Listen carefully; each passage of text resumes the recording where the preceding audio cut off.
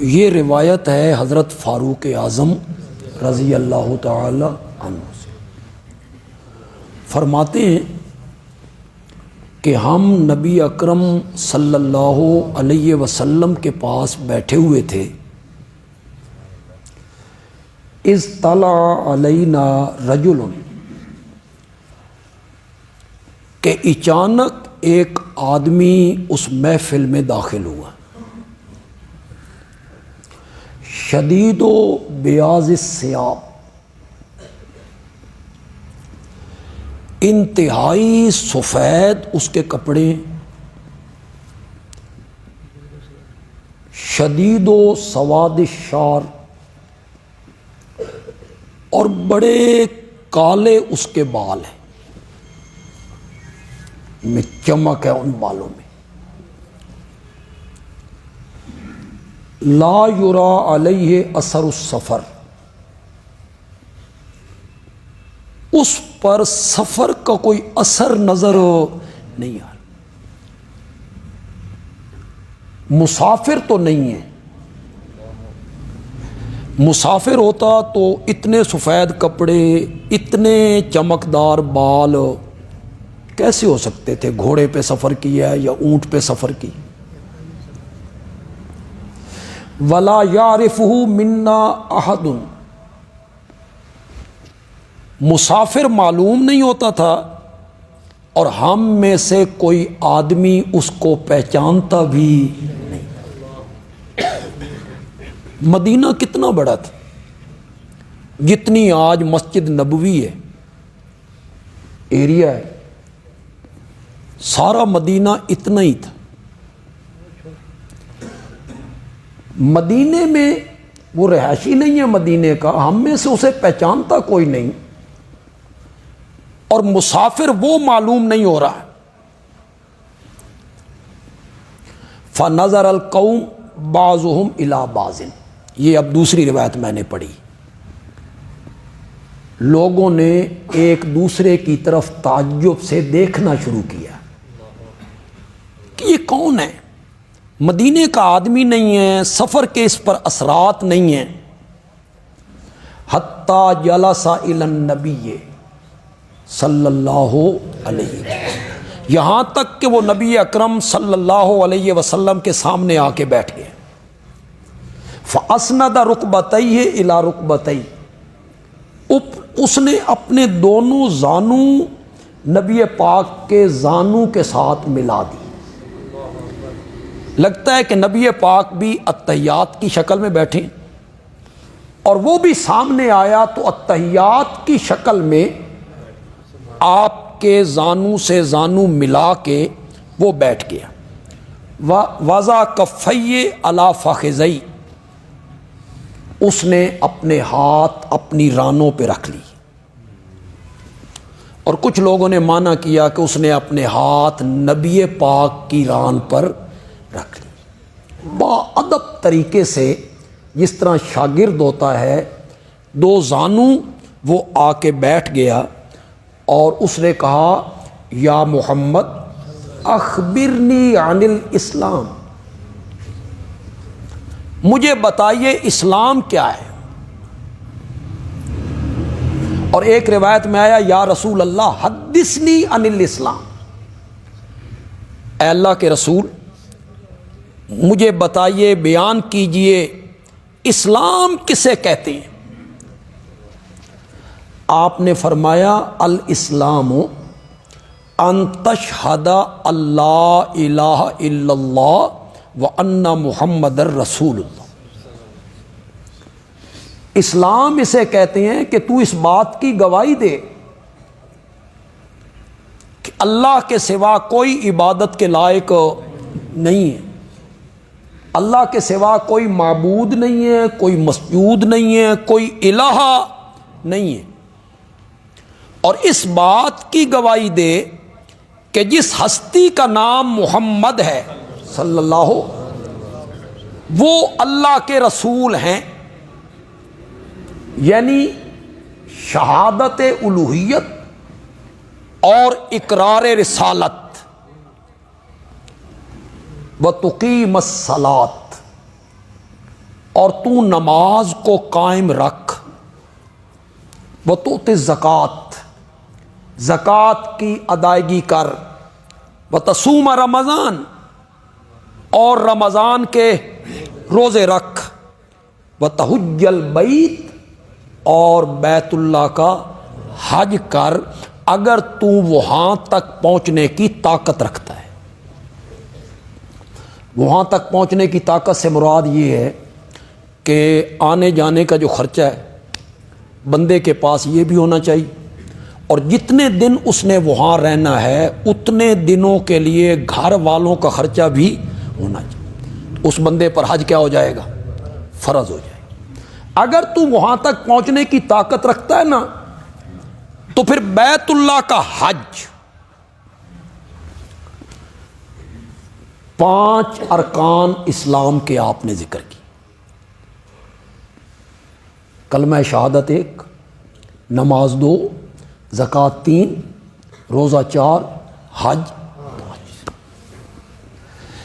ہمارے ہاں عام طور پہ نماز روزہ مشہور ہے، لیکن میرے آقا نے نماز کے بعد زکوٰۃ کا ذکر کیا۔ قرآن میں بھی اسی طرح ہے، اقیموا الصلاۃ وآتوا الزکوٰۃ۔ روزے کا نمبر اس کے بعد ہے، اسے چوتھے نمبر پہ ذکر کیا، اور حج کو تو میرے آقا نے 5ویں نمبر پہ ذکر کیا، تحج البیت۔ لیکن مزے کی بات یہ ہے کہ جس حج کو 5ویں نمبر پہ ذکر کیا اسی پر رب نے ثواب بھی زیادہ رکھا ہے، جو حج کا ثواب۔ میلے کچیلے کپڑوں میں الحج والسج، پسینہ بہ رہا ہے، جون جولائی کا مہینہ ہے، نہانا نہیں ہے، صابن استعمال نہیں کرنا، خوشبو استعمال نہیں کرنی، پسینہ بہ رہا ہے، میلا کچیلا آدمی ہے، عرفات میں یہ کھڑا ہے، اللہ فرشتوں کے جھرمٹ میں بیٹھ کر اس بندے پر فخر کر رہے ہیں کہ یہ میری محبت میں 2 چادریں باندھ کے آ گیا، پاؤں میں اس نے چپل پہن رکھے ہیں، سر سے یہ ننگا ہے، اس کا اجر کیا ہے؟ جو مقبول حج ہے، تو اس طرح واپس پلٹ جا گویا کہ آج تیری ماں نے تجھے جنم دیا۔ یہ تو کسی نماز پر یہ کوئی ثواب ہے کہ تو نماز پڑھ تو ایسے ہو جائے گا جیسے آج تیری ماں نے تجھے جنا؟ روزے پر، زکوٰۃ پر، کسی پر نہیں، صرف حج پر ہے۔ ذکر تو میرے نبی نے سب سے آخر میں کیا، اس کو 5ویں نمبر پہ کیا، لیکن اس کا اجر اور اس کا ثواب جو ہے، بدلہ، وہ بہت زیادہ ہے، بہت زیادہ ہے۔ کیوں؟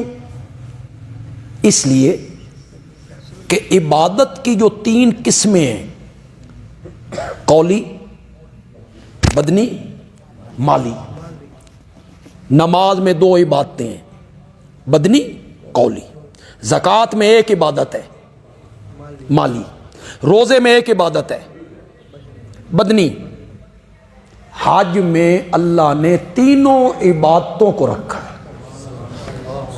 حج میں 3 عبادتیں، پہلے مال خرچ کرنا پڑتا ہے، پھر جو مشقت ہوتی ہے، میں آپ کو ڈرانا تو نہیں چاہتا، اب تو بہت آسانیاں ہو گئی ہیں، جس زمانے میں ہم نے حج کیا تھا میں آپ کو بتا بھی نہیں سکتا۔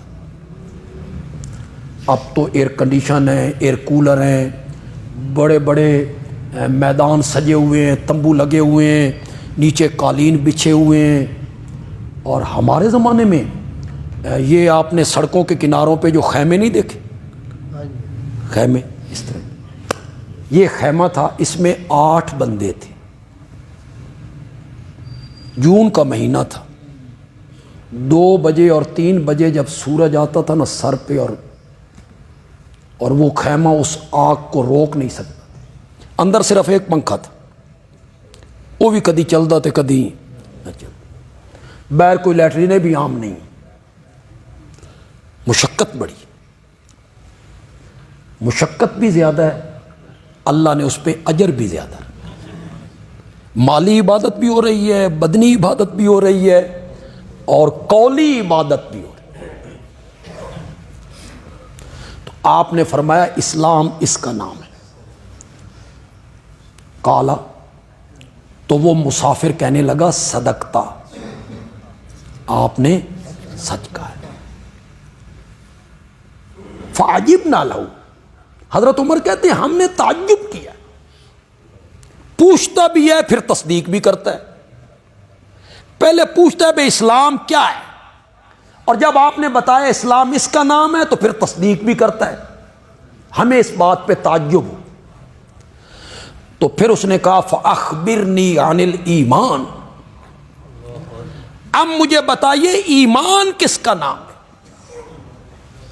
آپ نے فرمایا ان تؤمن باللہ،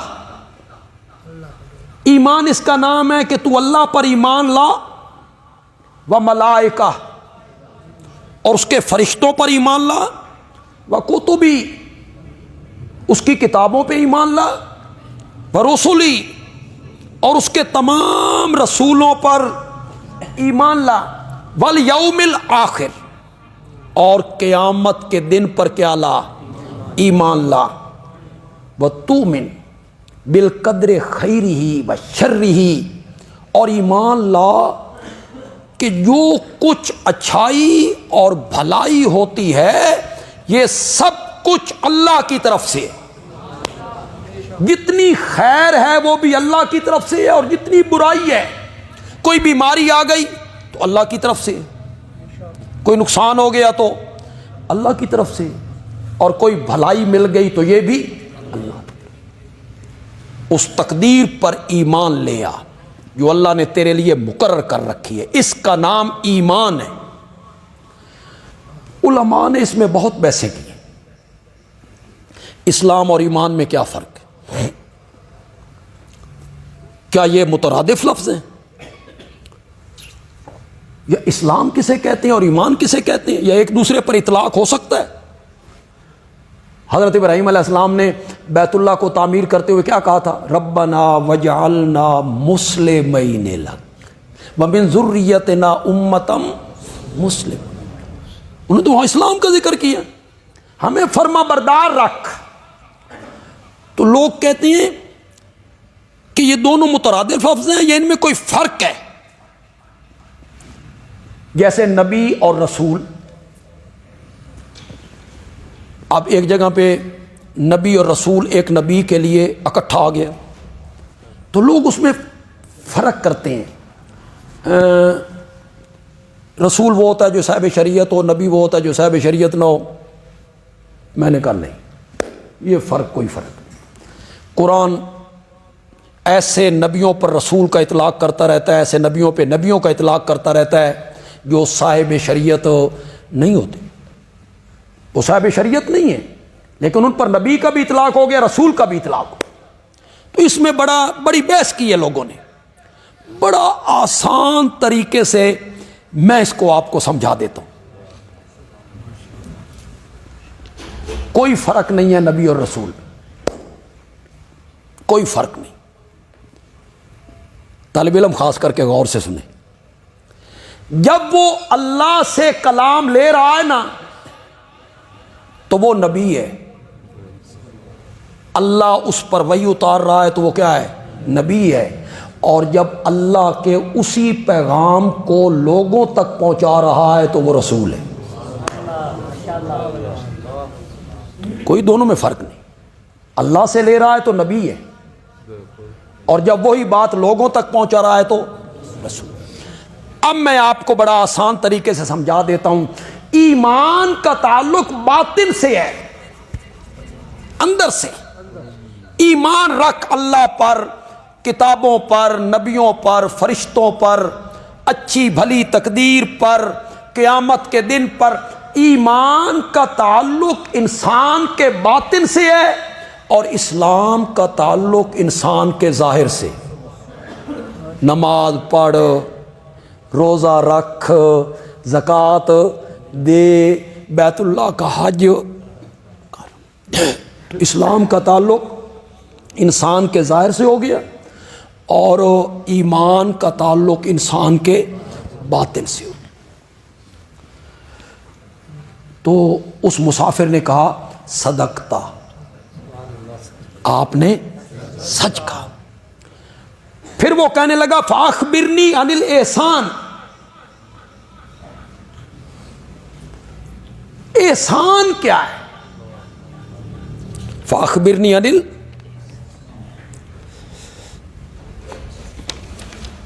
احسان کیا ہے؟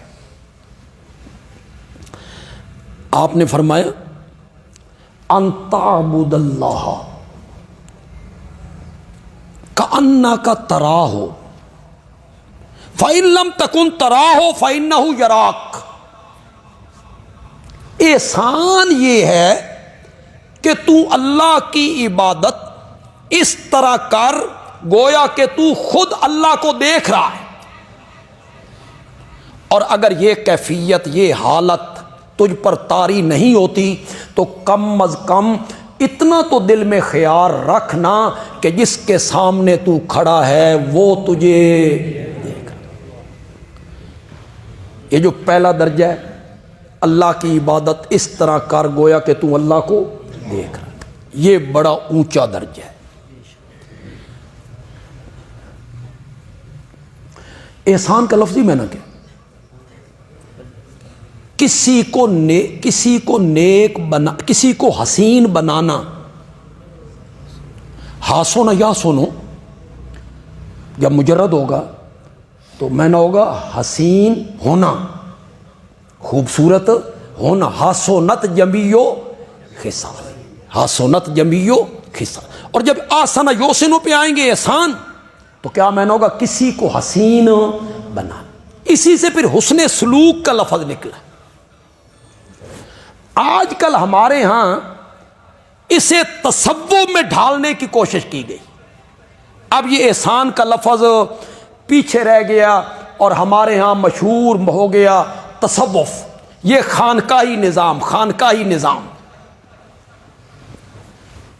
اس کو لوگوں نے سمجھا یہ احسان ہے اور یہ تصوف ہو، جبکہ تصوف کے لفظ میں بھی آج تک لوگ متفق نہیں ہو سکے کہ اس کا مادہ کیا ہے۔ کئی لوگوں نے کہا صف اس کا مادہ ہے، کسی نے کہا صفا اس کا مادہ ہے، کسی نے کہا صوف اس کا مادہ ہے۔ سب سے زیادہ یہی قول معتبر ہے صوف، یعنی وہ اون کا لباس پہنتے ہیں اللہ والے لوگ، اور نہ دنیا کی کوئی پرواہ، اور موٹے جھوٹے کپڑے پہن کے بھی، اس سے تصوف کا لفظ نکلا، تصوف کا۔ اور انہوں نے بربادی کی، انہوں نے بگاڑ پیدا کی۔ حل افسد الدین الا الملوک و احبار سوء و رہبانها